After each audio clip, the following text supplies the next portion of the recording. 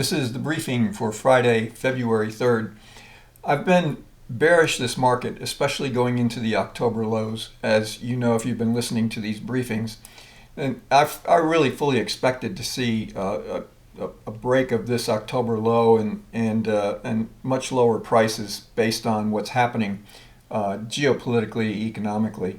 But a few weeks ago, when this happened, as I've been talking about this is a trend. This is a downtrend, series of lower highs and lower lows. But then we came up here, and it appeared that the next move down would take out this low here, which is the October lows, and that was all within the strategy that I foresaw. But then we got about 2 weeks, two and a half weeks of pause right here. This happens to be a weekly chart of the spiders. And then we started to move higher, and that prompted me to reanalyze the market in terms of the longer term time frame, and keeping in mind that if this is a trend, then it's a run, pause, run. But then we have, in a longer term time frame, if you don't look at this as these pauses, if you look at this as a downtrend, a run, then we have the potential for a greater degree time and price counter trend rotation, where this potentially has the possibility of being a three-step counter trend rotation, where there's equality between legs 1 and legs 3. Now, the important aspect of this, and I discussed it in last night's briefing, was breaking through the 410 area, which we did in yesterday's trading. Now, we closed right at the 410 area, right at 412. So it's going to be very, very important. If that analysis is correct, that this is a three-step counter trend rotation, then it's going to be extremely important that we maintain price above this 410 area.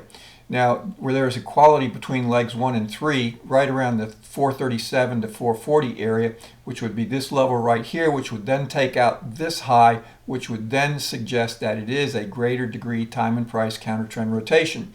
Now, the alternate strategy to that is that this is the low in a bear market, and we are now in the process of going up to test the all-time highs. I think that is a low probability, at least at this point in time. But breaking 440 would then suggest that that is the case, and that would give us the indication that this high will be tested and potentially it will be broken and taken out. Alternatively, breaking this low here, this leg 2 low, would then suggest a test of the October lows, and if that happens, the higher probability is we're going to see this low taken out and lower prices. Now, important to note, the larger degree time frame usually controls bigger money. Some of us that trade shorter term time frames, we trade basically with lower volume on the overall market. But when you get into the larger time frames, that's when you're talking about bigger money. Now, it's important to note that this is market breadth, and market breadth has been diverging going all the way back to the beginning of January. So you can see back through here at the end of December, this whole move here, we have market breadth declining and declining pretty dramatically. And even as we broke through this week, the 410 area in the spiders, you can see where breadth was really pretty dramatically in divergence with where price is. So keep that in mind, and going forward, that we may not reach, well, there is equality between legs 1 and 3. A lot of times sometimes it just doesn't make it that far, and of course this would then fall within the realm of a series of lower highs and lower lows. So this is very concerning on a longer term time frame. Now, if we look back at where we are on a daily basis, you can see this is the three-step counter trend rotation. This projecting up to 437 to 440 area. This is the high that I talked about on the weekly chart. And then, of course, this was yesterday's trading where we traded through 410. It appeared we were going to continue to go higher, although we did talk last night in the briefing about the fact that the market was at a point of being oversold. or I'm sorry, overbought, and that we should expect some type of pause or counter trend rotation. Now today's move, this is a pretty significant selling tail here. You can see that right through there, and we closed fairly close to the low of the day, which is pretty close to the 410 area, closed at 412.35 in the spiders. You can see the divergence that occurred on a daily basis, and I spoke about this last night in last night's briefing as well. So it's going to be very important for the coming week for the spiders to hold above the 410 area. Trading and closing below that would then suggest a potential test of this low, which would then suggest a test of this low and then the October low. So we've got some pretty important resistance and support levels to watch. Now, looking at the Qs for the NASDAQ, it's a little bit different here. You can see that we really didn't get this three-step counter trend rotation with the Qs. A little bit different move here, and then of course we got this pause, this rotation through here, another rotation right at this low, and then of course the beginning of this move higher. Now breaking through 300 was pretty significant for the Qs, and then of course breaking through this 312 area, and then of course this retracement that we saw in today's trading. Support in the Qs is at 300, and then of course resistance is at the 312 area, which is going to be very, very important for the Qs as well. Same divergence we saw in the spiders or in the NYSE. So it's going to be very interesting to see how this is corrected, how these divergences are corrected. And if you remember from the briefings this week, I'd also talked about the fact that the Dow Industrials were diverging from the S&P and the NASDAQ. The Dow Industrials were actually having down days, as the S&P and the NASDAQ were trading higher and making new, at least short-term highs. So it's going to be very important. Now the Russell is basically on a tear, and you can see this is 3 steps here, and this brings it basically right into the same area of this high, which is right at the 202 area. But if you look at this from a larger perspective, you can see the Russell is just in an area of rotation. So it's got a lower extreme right at the 160 area, and then an upper extreme at the 212 area.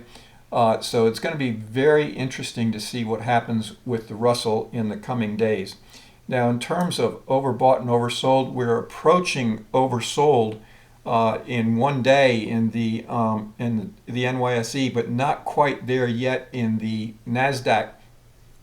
On a shorter term basis, NASDAQ holding up a little bit better in terms of breadth. You can see breadth was fairly negative in today's trading, but not extremely so.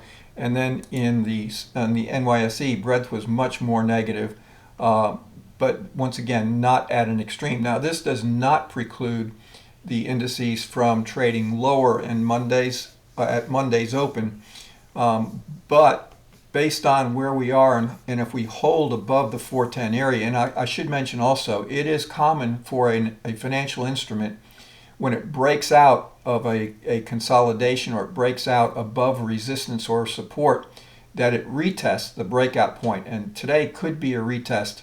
So what's going to be really important is what happens right at this 410 area in Monday's trading, and the same thing in the Qs at the 300 area, and of course the 312 area to the upside. Now, short-term traders, I spoke about this last night, and I had a trend line that was right through here in the spiders and said, a break of this high or a break of that low on a short-term trade would make some sense. We opened, or actually we opened right at that, and then moved lower, and then came back up again. There was no follow-through in this 15-minute candle. I was short at the close last night with a small, I want to stress that, a very small position, because I felt like we were going to see lower prices. When this happened here, I exited that short. I just wasn't going to stay around. And then that was confirmed when there was no follow through in the second 15-minute period. And then we had this rotation back up, and then of course another rotation down to test the low of the day. So we closed pretty close to the low of the day. That's going to be pretty important tomorrow. That would suggest that the market may want to go lower in Monday's trading, but there was just really no impulsiveness that I saw to this move to the downside, and then we got this pause for the better portion of the afternoon. Same thing happening in the Qs. Now this 304 area in the Qs is the next level of support, short-term support I should say. And of course, whatever position you take, breaking 304, breaking 314, breaking 411, breaking 418, those are areas of good trade location. If we hold, and you can see this rotation here, you can actually use that for trade location also above 413 to catch the rotation back up to potentially test 418, and the same thing with the Qs.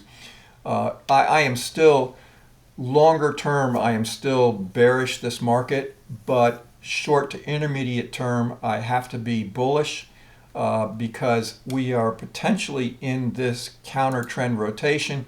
And I have a new book that I'm working on, how to trade counter trend rotations, and this falls right into it, that counter trend rotations are tradable, but you have to recognize the fact that at any time the main trend can re-exert itself. So this was tradable, this is tradable, was tradable, and could still be tradable with the understanding that the main trend, at least for right now, is down, and that could re-exert itself at any time. That trend would change should we trade much more above the 440 area, and that would suggest potentially we do have a trend change. This is complete, and we're going back up to the all-time highs. Have a great weekend, and I'll pick this back up for subscribers on Monday.